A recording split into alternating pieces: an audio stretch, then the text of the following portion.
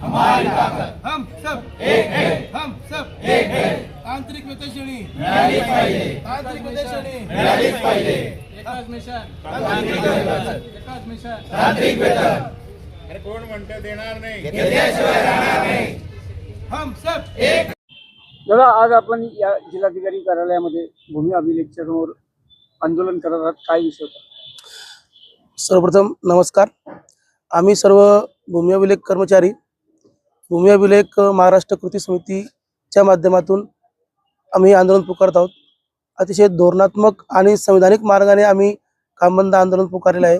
दिनांक 18 फेब्रुवारी 2026 पासून आम्ही टप्प्याटप्प्याने म्हणजे पहिले 2 दिवस आम्ही असहकार आंदोलन, नंतर सामूहिक रजा आंदोलन, 1 दिवस आम्ही आक्रोश मोर्चा पुणे येथे आयोजित केला होता आणि आता आजपासून म्हणजे दिनांक 2 मार्च 2026 पासून आम्ही पूर्णपणे काम बंद आंदोलन हे पुकारलेलं आहे शासनाच्या विरोधात. काय नेमक्या आपल्या मागण्या आहेत ज्यासाठी आपलं हे आंदोलन सुरू आहे? आमची प्रमुख मागणी आहे की वेतन तफावत, वेतन श्रेणीबाबत आमची मागणी आहे. आम्ही सर्व कर्मचारी वर्ग हा इंजिनियरचं काम म्हणजे तांत्रिक स्वरूपाचं कामकाज करतो आणि आम्हाला वेतन हे दिलं जातं हे कारकुनी स्वरूपाचं, म्हणजे वेठबिगारासारखी आमची परिस्थिती या शासनाने करून टाकलेली आहे. वेतन तफावत करून आता आपल्याला जर मागण्या मान्य नाही झाल्या पुढचं पाऊल काय असणार आपलं?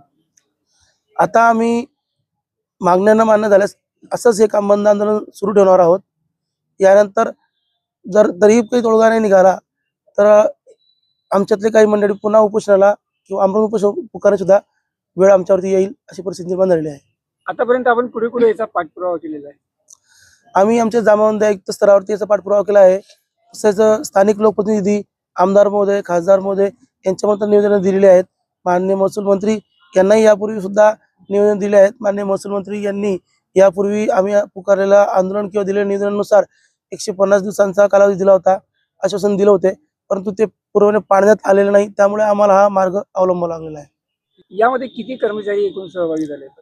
राज्यभरातील सर्व कर्मचारी या संपात त्या आंदोलनात सहभागी आहे. 100% सहभाग आहे. आपल्या जळगावचे किती? जळगाव जिल्ह्यात 100% सहभाग आहे. 252 कर्मचारी यामध्ये पूर्णपणे सहभागी आहेत. यामध्ये जर आता आपलं आंदोलन चालू असताना कामकाजाबाबत काही अडचण जे आता नागरिकांना अडचणी येणार आहे त्याबद्दल?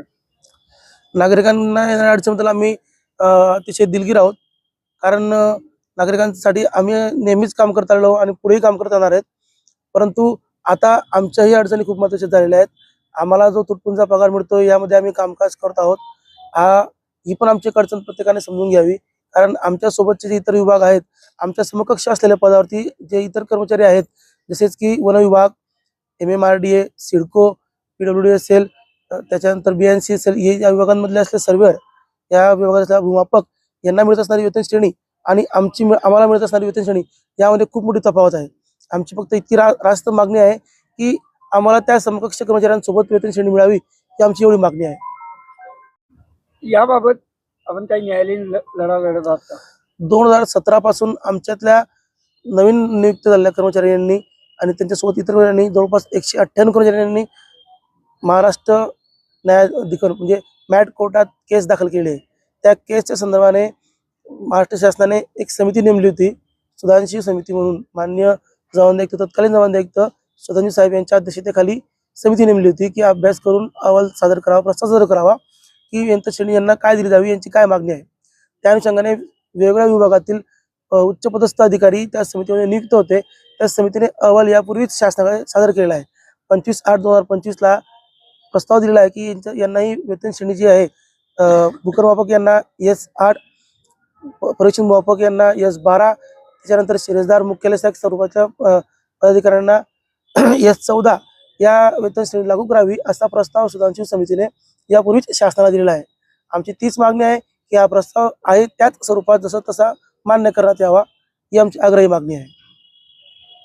आपलं नाव पण सांग. माझं नाव राहुल जिजाऊराव पाटील, जिल्हाध्यक्ष भूमी अभिलेख कर्मचारी संघटना, तसेच राज्य समन्वयक भूमी अभिलेख कृती कर्मचारी संघटना.